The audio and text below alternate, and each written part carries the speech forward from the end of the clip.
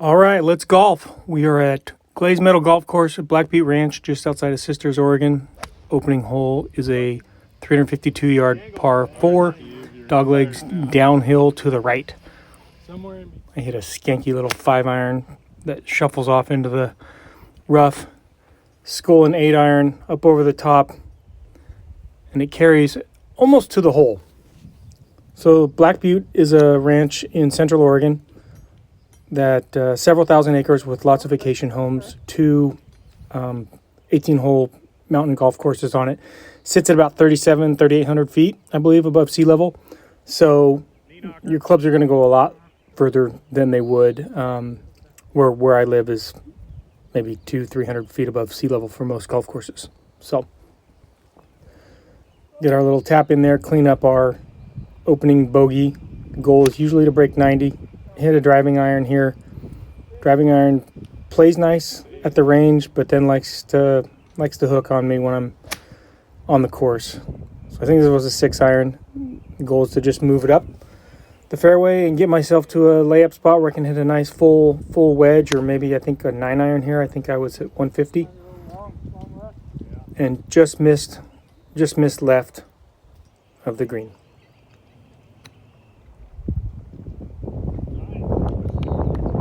So whenever you mention golf in Oregon, most people immediately, or golfers anyways, immediately think about Bandon Dunes. They may talk about Tetherow or Pronghorn or some of the other courses in Bend that are a little more famous. Sometimes Gearhart, Pumpkin Ridge, where the Live tournament, Saudi Bonesaw tournament is going to be played.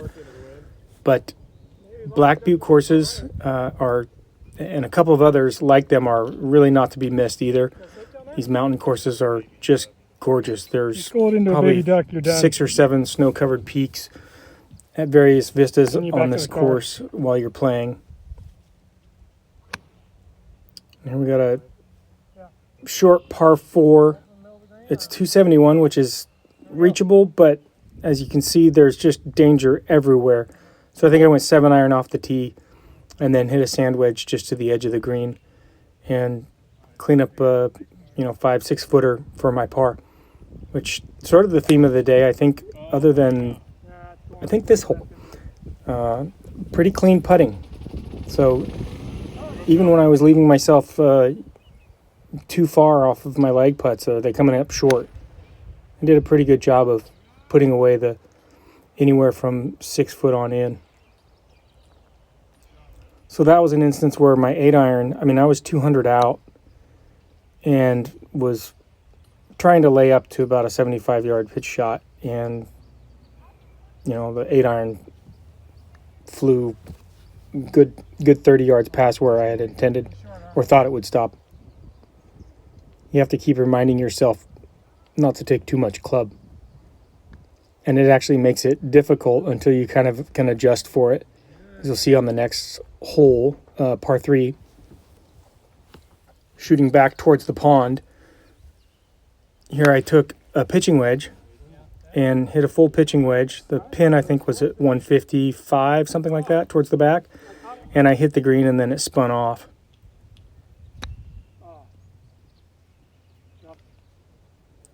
Bad chip, followed by a decent leg putt.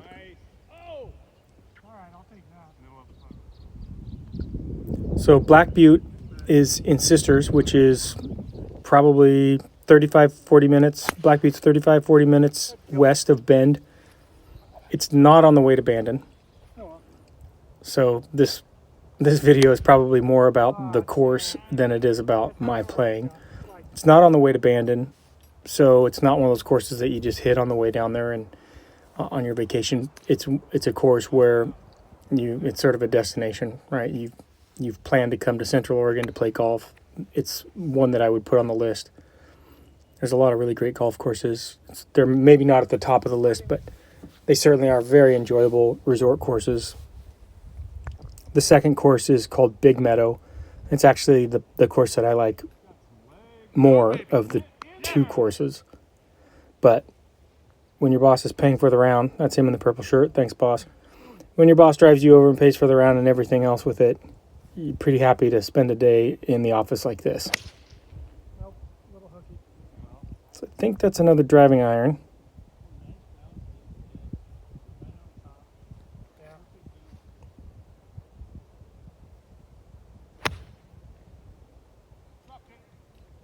And I think I got kind of ugly there with the 8 iron. Again, just looking to lay up. Reachable from there.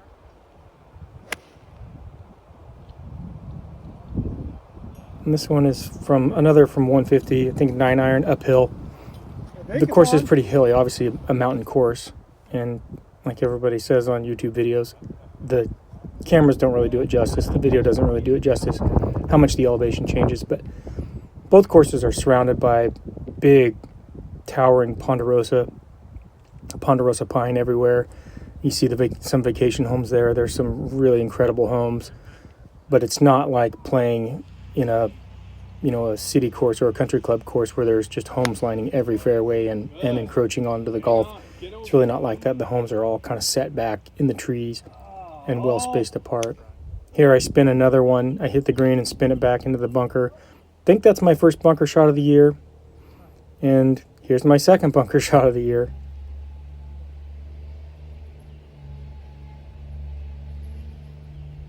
After I stand over it entirely too long.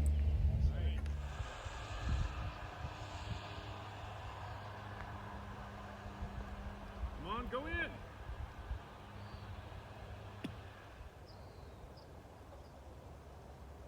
It's always good to have a playing partner who will give you a round of applause after a double bogey. So 9th hole's doglegging right. I think it was 170 to 200 to carry that bunker up on the flat there. So I think it was 5 iron, and then I sculled this. And we'll sort of make a mess of it to close out the front 9. Both courses have really great practice facilities, chipping areas, putting greens, nice grass range, but they're not open year round. Being a mountain course, obviously it gets snow and it closes down. I think usually by October, sometime in October, maybe sometimes holds out till November, and then doesn't usually reopen until generally April, sometimes May. It really depends on how long the winter stretches out. So I think this is the first or second driver of the round. And I kind of pull it, or not kind of, I pull it and get a little love. And here I'm just total army golf. Right, left. Oh, it did. Celebrate the little victories. Come on. Move in there. I think I hit a pitching wedge here. I think I had about 120, 130. Oh, nice pace, Mike. And I don't usually putt when there's that much fringe or through that much of the longer grass, but this one just felt right. And turns out I was right. So I got a par, opened the back 9 with the par. And we all thought that the pin was in the back, on a back shelf here at 166. And I want to say I hit an 8 or 9 iron. I ended up way in the back, and then we got up there and realized the pin was on the front, which was really frightening because it looks like an infinity edge and it just drops off into oblivion on the other side, and I had to putt down that ridge. But again, able to clean it up for a par. And I think here's my last driving iron of the day, and I didn't hook it, but I pushed it out and hit it out of bounds. And we had guys coming up behind us by this point, so I took the 2-stroke penalty and then did that. So now I'm just trying to play smart and not do anything crazy.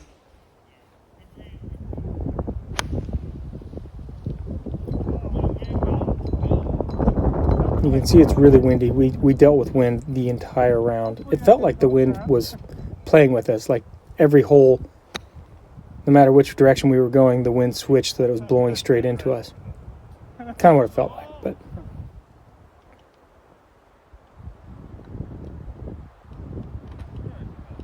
so here I clean up.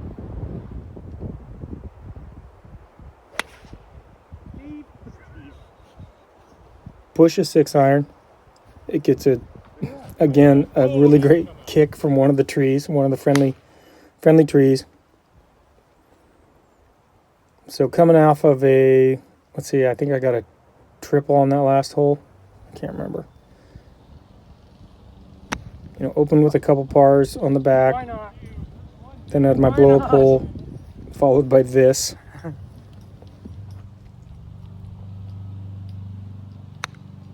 Oh, check up. Whoops. Too much run and not enough chip. Bump and sprint. But again, the flat stick sort of bailed me out today, or in this round.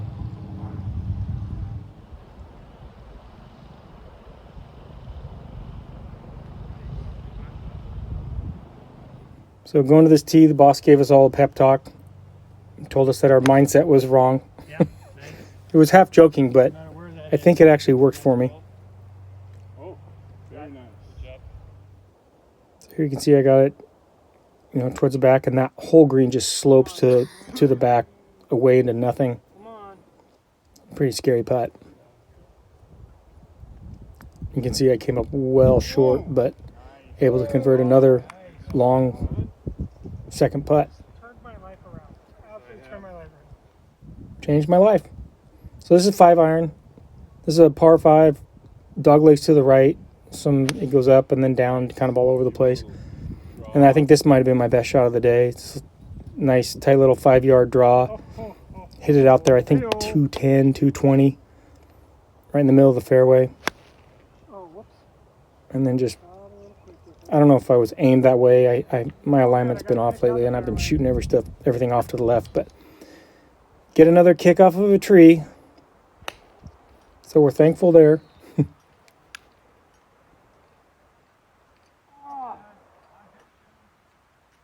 And here I come up just short. I think I'm on the fringe. But feeling pretty good with the putter today. But disappointed there. I felt like that one really should have been a lot closer. And then I rattle one in. Gave one to you. This is a nice dogleg left. This is a 5-iron. Again, a 5-iron off the tee. Had a little bit of draw on it. And I thought I was going to carry the corner, but wasn't sure. Didn't hear it hit any trees or didn't see it kick out. So tee up a second one.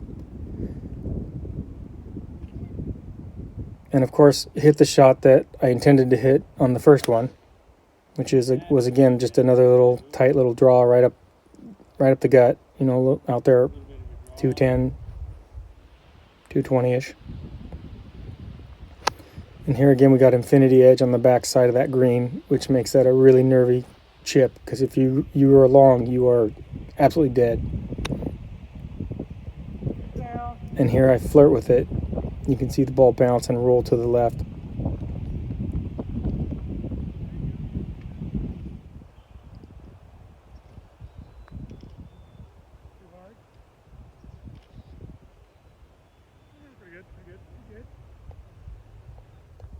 Little strong on the leg putt, but feel pretty confident with these. Put another one in. And get to the final par 3. Nice, Mike. So 158, this was a 9-iron. Be good. Oh, And yeah. I absolutely smashed it. So I'm pin high on the fringe. I had my spot marked out exactly where I thought I should hit it. Scabby spot. I hit it, and in it goes. Birdie! Can we go home and get my birdie bottle real quick?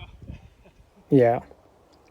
So final hole, 18. It goes up that hill, and I think it's like 180 to carry that bunker, I think, and then it doglegs downhill towards the green. You got a shot. He's back in the championship. My ball's hooking out of He's back. It's still rolling. bounds and hits a tree, and then dribbles down the hill right here. Actually get a pretty good. You can't see the second bunker that's up past the first one, but I get a nice little low punchy draw out of there. And that's Black Butte in the back.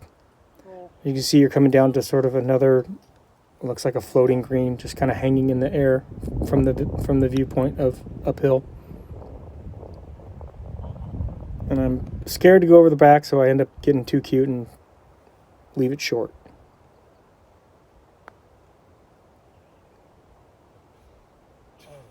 That thing hopped, huh? Nearly.